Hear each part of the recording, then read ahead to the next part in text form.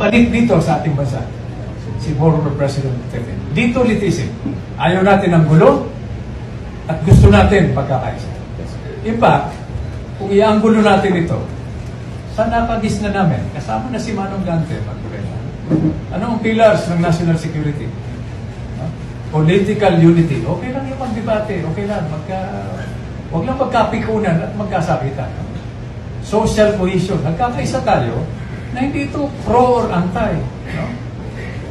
Ito ay pro-Filipino. This is a pro-Filipino effort na hindi natin naririnig sa national conversation.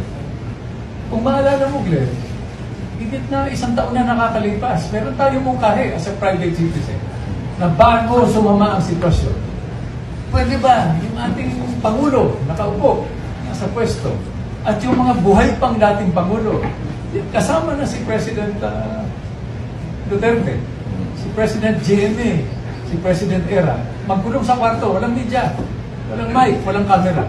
Pag-usapan nila, no, kung ano ang gagawin para mabuo yung sambayanan.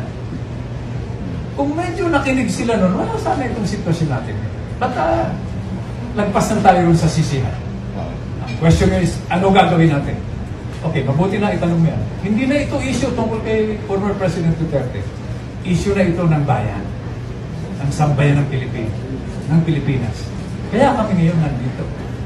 So, balik tayo dun sa katanungan mo. Kahit na anong pamaraan, basta't pumirma ka, e-signature, dito sa loob ng ating bansa, abroad, pumirma ka para ipahiwatig sa ICC at sa Korte Suprema ng unang hakbang dapat ay magtulungan tayo, pag-isipan nilang mabuti para humupa yung sitwasyon, ibalik dito sa ating bansa si former President Duterte. Dito litisin. Dahil buhay naman yung mga korte natin, malakas, gumagana.